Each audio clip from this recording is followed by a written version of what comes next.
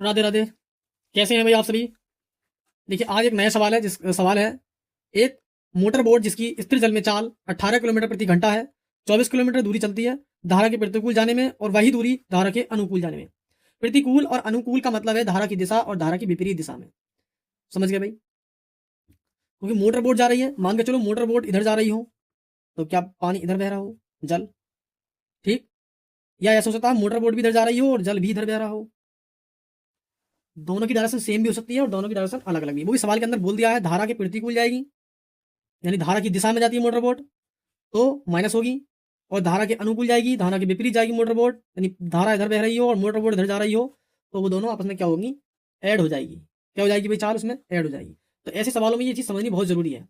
सवाल के अंदर ये दिया है उसने पहले से ही, धारा के एक बार प्रतिकूल जा रही है मोटर बोट और एक बार अनुकूल, यानी एक बार धारा की दिशा में जाएगी और एक बार धारा की विपरीत दिशा में जाएगी। ये सवाल इस तरह से भी आ सकता है, धारा की दिशा में जा रही है एक बार मोटर मोटर बोट और एक बार धारा के विपरीत दिशा में जा रही है। इस विपरीत दिशा या धारा की दिशा का नाम लेकर भी सवाल को करा सकता है। एक चलिए इस सवाल को पहले हल करते हैं। एक सवाल ऐसा भी हम कभी ना कभी आपके सामने फिर प्रेजेंट करेंगे इस तरह का, जैसे मैंने बताया अभी आपको, जिसमें डायरेक्टली दे रखा होगा उसने, डायरेक्ट दे रखा होगा कि मोटर बोट जो है वो धारा की दिशा में जा रही है, फिर धारा के विपरीत दिशा में जा रही है। सबसे पहले क्या कर लेते हैं, माना, क्योंकि देखो मोटर बोट की चाल तो है हमारे पास 18 किलोमीटर प्रति घंटा, पर जो धारा है उसकी चाल नहीं है ना, तो हम धारा की चाल को मान ले रहे हैं। धारा की चाल हमने मान ली वो होगी हमारे पास x किलोमीटर प्रति घंटा, x किलोमीटर प्रति घंटा। ये तो हो गई धारा की चाल। और जो बोट की चाल है वो 18 किलोमीटर प्रति घंटा, ये सवाल के अंदर हमें दे रखा है। समझे भाई। चलिए अब धारा के प्रतिकूल पहले नाव को चलाता हूं, उसके बाद अनुकूल चलाएंगे, ठीक है। धारा के प्रतिकूल नाव की चाल, धारा के प्रतिकूल नाव की चाल या फिर बोट की चाल भी ले सकते हैं हम। देखिए यहाँ पे मोटर बोट आया क्वेश्चन में, मोटर बोट है ना, नाव की चाल, बोट इंग्लिश में है, हिंदी में नाव है, ठीक। कितनी हो जाएगी भाई। अब ये देखो ध्यान से समझो चीज को, धारा के प्रतिकूल जा रही है बोट, धारा के प्रतिकूल जा रही है बोट, यानी धारा की दिशा में ही जा रही होगी बोट। मैंने बताया जब दिशा में जाएगी तो उसे हम घटाएंगे, किसे घटाएंगे, धारा की चाल को, यानी उन्हें आपस में घटाते हैं। क्या करते हैं, आपस में घटाते हैं। तो 18 में से ही एक्स घटा दूं, 18 माइनस एक्स हो जाएगा और दोनों की चाल बन जाएगी 18 माइनस एक्स किलोमीटर प्रति घंटा। धारा की दिशा में बहेगी तो जल की चाल घटा दी जाएगी, यानी दोनों का डिफरेंस लेते हैं हम, अंतर लेते हैं। अब कौन सा बड़ा कौन सा छोटा है तो मान नहीं सकते ना हम, तो हमने क्या किया 18 में से एक्स को लेस कर दिया, ठीक।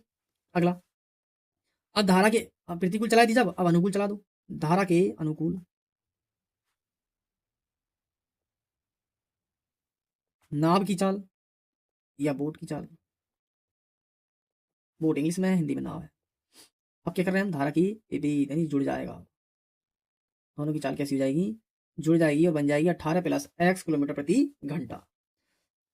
अब हम निकालेंगे जब ये वाली चाल चलेगी ना तब कितना टाइम लेगी, जब अनुकूल चलेगी तब कितना टाइम लेगी, क्योंकि हमारे पास पूरे सवाल के अंदर टाइम का जिक्र कहीं नहीं हुआ है। बस इतना बोल दिया है कि जो दूरी है वो दोनों की सेम ही है, 24 किलोमीटर प्रति घंटा है और जाने के 1 घंटा अधिक लेती है। यानी पहली वाली जो चाल होगी, यानी 24 किलोमीटर प्रतिकूल जाने वाली जो चाल है, प्रतिकूल वाली चाल से एक जो अनुकूल वाली चाल है उससे भी 1 घंटा अधिक समय ले रही है ना।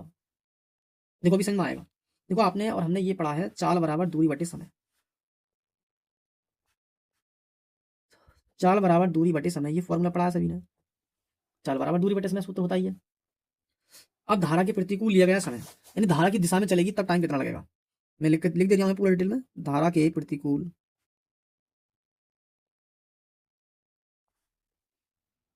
जाने में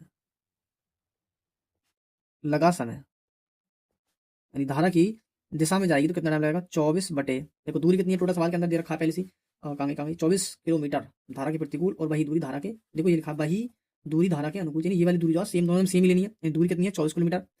और दूसरी बात प्रतिकूल जा कितनी स्पीड से रही है, तो 18 माइनस एक्स किलोमीटर प्रति घंटा रफ्तार से नाव चल रही होगी और इतना टाइम से लग रहा होगा, 24 बटे 18 माइनस एक्स घंटे, ठीक। अब इसी प्रकार हम निकाल लेंगे धारा के अनुकूल, धारा के अनुकूल जाने में लगा समय बराबर 24 किलोमीटर पूरी दूरी हो जाएगी और अनुकूल में चल कितना रही है 18 प्लस एक्स घंटा। भाई दोनों क्या है, टाइम है, दोनों क्या है, टाइम है, दोनों क्या है, टाइम है, टाइम तो है। अब प्रश्न में कुछ बोला है इसलिए मैंने कहा प्रश्नानुसार, देखो सवाल में ये पढ़ो, 24 किलोमीटर धारा के प्रतिकूल जाने में वही दूरी धारा के, सॉरी, धारा के अनुकूल जाने की अपेक्षा, धारा के अनुकूल जाने की अपेक्षा 1 घंटा अधिक ले रही है। जब अनुकूल जा रही है तो 1 घंटा समय ज्यादा ले रही है। पहले वाले समय से अगला वाला जो समय लग रहा है वो 1 घंटा ज्यादा लग रहा है। सवाल को समझो, यानी अनुकूल जाने की अपेक्षा, क्वेश्चन के अंदर बोला है अनुकूल जाने की अपेक्षा 1 घंटा अधिक समय लेती है, यानी इससे तो 1 घंटा दिख रही हो, यही तो अनुकूल है, यही तो अनुकूल है, अनुकूल वाला मान यही तो है 24/18 प्लस x से 1 घंटा ज्यादा ले रही है, तब जाके वो किसके बराबर हो जाएगा, प्रतिकूल वाले समय के बराबर हो जाएगा, यानी 18 माइनस एक्स, 24/18 माइनस एक्स बराबर 24/18 प्लस एक्स प्लस 1, ठीक है, 1 घंटा समय अधिक लेती है, समझे, इसे इधर लिया हो, ये हो जाएगा 24/18 minus x minus 24/18 plus x और बराबर बचेगा ये 1। 24 कॉमन करके क्या करेंगे, एलसीएम ले लेंगे, ये आ जाएगा यहाँ पे 18 प्लस एक्स माइनस इधर जाएंगे 18 प्लस एक्स और बटे में आ जाएगा 18 का वर्ग माइनस एक्स का वर्ग। क्यों कर रहे हैं, एक बार घट रहे हैं, एक बार जुड़ रहे हैं, एक बार घट रहे हैं, एक बार जुड़ रहे हैं, कितना हो जाएगा भाई, बराबर में 1। यहाँ 18 से 18 कट गया, ये दोनों जुड़ गए 2x, ठीक 2x और इंटू में आ जाएंगे ये 24, इनकी यहाँ पर मल्टीप्लाई हो जाएगी, 18 का वर्ग बताओ जरा कितना होगा, 18 का वर्ग 324 माइनस ये हमारे पास एक्स स्क्वायर है, ठीक, एक्स को धर लाओ, ये जाएगा प्लस का एक्स स्क्वायर, ये होगा 24 दूनी 48 एक्स और ये माइनस के 324 और बराबर में 0। गुणा करके 324 आए, घटा करके 48 आनी चाहिए, गुणा करके 324 और घटा करके 48 आनी चाहिए। ऐसा हमें गुणनखंड लाना होगा भाई, ऐसा गुणनखंड हमें लाना होगा, सोचो जरा फटाफट से। देखो जब ऐसे गुणनखंड आ जाती है तो हम ऐसे गुणनखंड को हम द्विघाती सूत्र से भी कर सकते हैं भाई, जिसे सिरधारा चारा नाम से जानते हैं, उस फॉर्मूले से इसे कर सकते हैं। यदि उस फॉर्मूले का फॉर्मूला याद नहीं आता तो आप गुणनखंड मेथड लगा लो। गुणनखंड मेथड कैसे लगाओ, गुणा कर ये लाओ, घटा कर ये लाओ। देखो एक बार करके कोशिश कर ले रहे हैं, नहीं तो द्विघाती सूत्र लाकर हम आसान शब्दों में कर सकते थे इसे। 324, 2 एकम 2, 2 छक्के 12, 2 दूनी 4, 2 अट्ठी 16, 2 एकम 2 है 9 नियम 81 और 3 तिया 9 और 3 एकम 3। मैंने गुणनखंड कर लिया इसी का। देखो 2 तिया 6 और 2 तिया 6, 2 तिया 6 और 6 ने 54, यानी 54 और गुणा 6, 6 चौक 24 का 4 हासिल 2, 6 पंजे 30 और 2 32। देखो गुणा करके मिल रहे हैं, 54 की गुणा कर 6 से करेंगे 324 और घटाऊंगा तो कितना बचेगा 48। देखो 4 कम करो 50 बचेंगे, 50 में से 2 कम कर दो 48 बचा, सही है।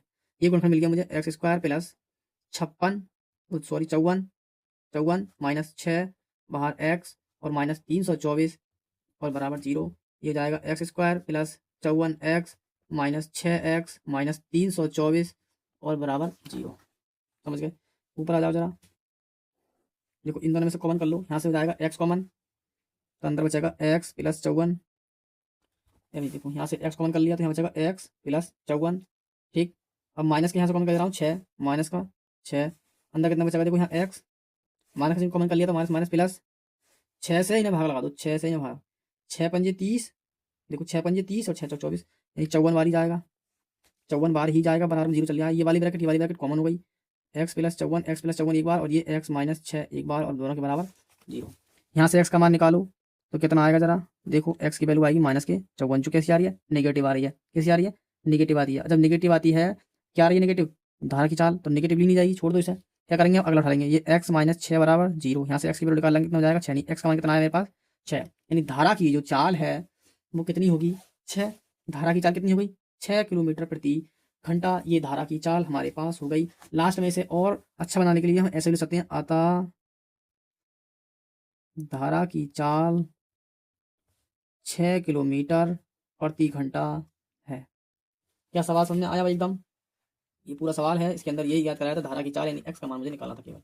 सवाल समझ में आ गया, एक बार समझ में नहीं आया हो तो एक बार दूसरा के वीडियो को देखो, फटाफट से एकदम समझ में आ जाएगा, केवल कोई इसमें कठिन वाली बात नहीं है। यदि ये आप गुणनखंड नहीं करने आते हैं तो आप सीधे धाराचारी सूत्र लगा सकते हैं। सीधा चारी सूत्र मैं आपको लगा बता देता हूँ कौन सा फॉर्मूला है। सीधा चारी का फॉर्मूला है x बराबर minus B plus minus under root में B square minus 4ac upon 2a। आप इस फॉर्मूले को लगाकर भी इसके गुणनखंड कर सकते हैं, ठीक है। तो थैंक यू, मिलते हैं नेक्स्ट वीडियो में। इस वीडियो में इतना ही काफी है। जय हिंद सभी को।